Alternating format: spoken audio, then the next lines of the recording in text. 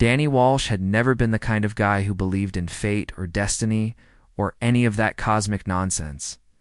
But standing in the doorway of his newly rented apartment, with a lease agreement in one hand and a duffel bag in the other, he wondered if maybe the universe had finally decided to throw him a bone. The apartment was perfect in that beautifully imperfect way that only old buildings could manage: hardwood floors that creaked in all the right places, windows that let in golden afternoon, light and rent that was somehow affordable in a city where a shoebox cost more than his first car.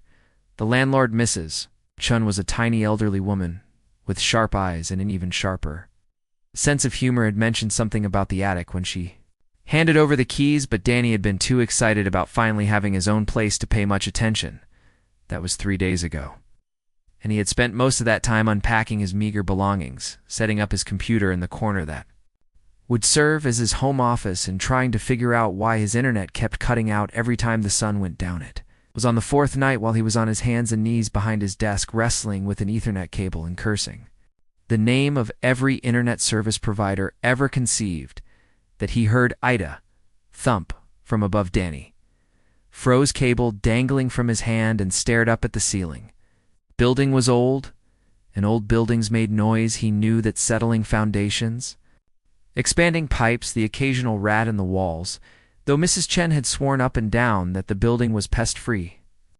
This was different. This was deliberate. Another thump, followed by what sounded distinctly like footsteps. Danny slowly got to his feet, his heart doing an uncomfortable tap dance against his ribs. He lived on the top floor. There was nothing above him except the attic, and the attic, according to Mrs. Chen, was sealed off. Had been for years. The footsteps continued a slow, measured pace back and forth across the ceiling like someone pacing. Danny grabbed his phone and pulled up Mrs. Chen's number, his thumb hovering over the call button. But what would he even say that he heard?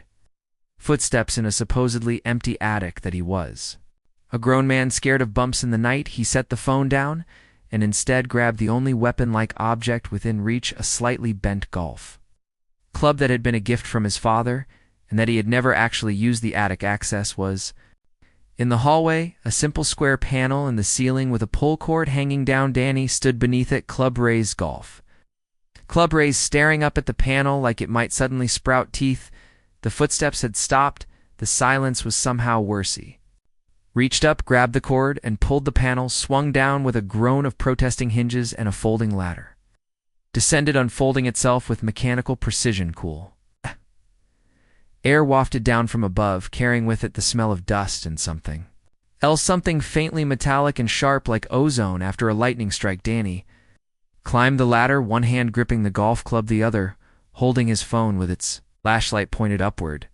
The attic was bigger than he expected, stretching across the entire footprint of his apartment. The ceiling sloped down on either side, meeting exposed beams that ran like ribs across the space. And there in the center of the attic, illuminated by his flashlight beam, was a woman. Danny nearly fell off the ladder. She was sitting cross-legged on what looked like a blanket nest, surrounded by what he initially thought were Christmas lights, but quickly realized were something else entirely: small glowing orbs that floated in the air around her, casting soft blue-white light across the space. The woman looked up at him and smiled. She was beautiful in a way that made Danny's brain short-circuit for a solid 3 seconds. High cheekbones, sharp jaw, eyes that seemed to shift color in the strange light from blue to violet to something that might have been silver. Her hair was long and dark and seemed to move on its own, cord drifting around her shoulders like she was underwater. She was wearing what looked like a bodysuit made of material that shimmered and changed texture as she moved, now matte, now glossy, now something in between. "Hello, husband," she said in perfect unaccented English, her smile widening. "I was wondering when you would come." Find Madani's grip on the golf club tightened. "Husband." The woman stood in one fluid motion, and the floating orbs shifted with her, maintaining their orbit around her body.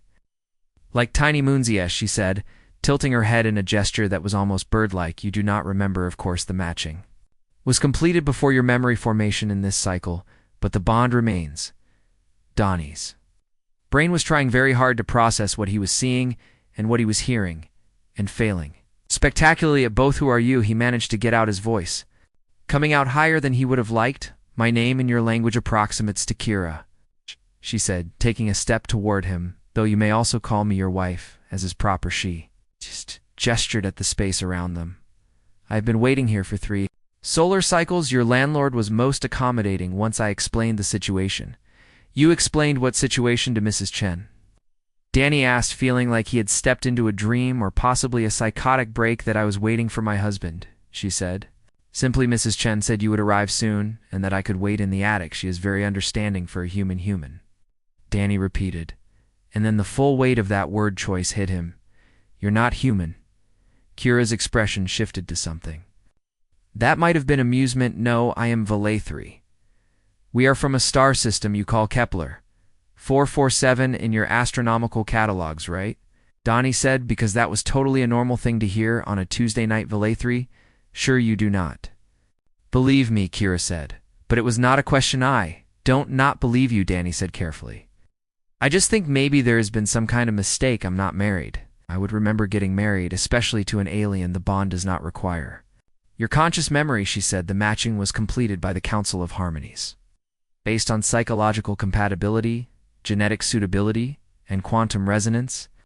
Patterns. Your agreement was given freely, though. In your species, the memory of such events is often suppressed to prevent temporal paradox. Temporal paradox, Danny repeated weakly. Kira moved closer, and the floating orbs moved with her. You will understand in time.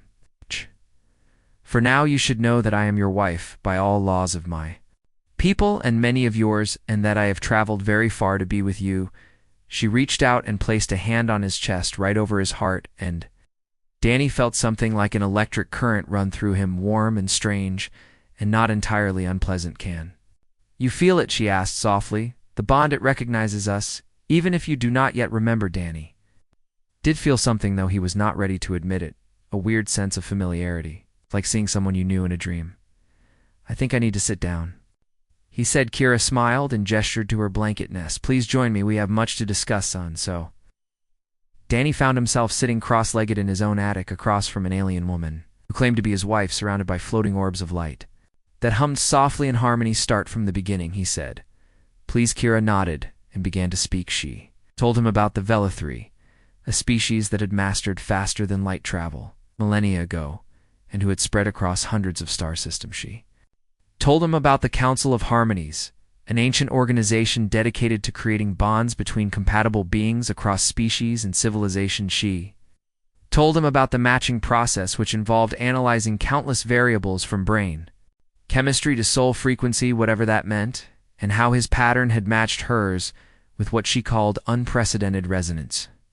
You were selected, she said, because you possess qualities rare in your species: empathy, creativity, adaptability, and something the Council calls quantum flexibility, the ability to accept paradigm shifts without psychological collapse. Donnie was not sure he was displaying much quantum flexibility at the moment, but he kept listening. The matching was offered to you in a dream state, she continued.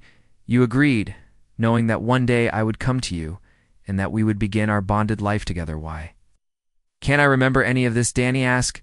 Because human memory is linear, she said, and the matching occurs in a space that exists outside your normal temporal experience. It is like asking a two-dimensional being to remember a three-dimensional event. Actually sort of made sense in a way that made Danny's head hurt. So what now, he asked. What are we supposed to do? Kira's smile returned. We are supposed to live, she said. Simply to build a life together, to learn from each other, to grow. She reached out and took his hand, and again Danny felt that strange electric warmth. I know this is overwhelming, she said, her voice gentle. I know you did not expect to find an alien wife in your attic, but I promise you, I am here because we are meant to be together. The universe itself has declared it. Danny looked at her, really looked at her, taking in the impossible beauty of her features, the genuine warmth in her eyes, the complete lack of guile or deception in her expression. This is insane, he said, but he did not pull his hand away. Perhaps, she said, but is it not also wonderful? Over the following days, Danny's life transformed in ways he never could have imagined. Kira moved out of the attic and into the apartment proper, though she kept some of her things, including the floating orbs, which she called luminaries, and which apparently served as both light sources and communication devices, up in her former nesta, She was remarkably easy to live with, considering she was an extraterrestrial being who had appeared in his attic, claiming to be his wife. She was T.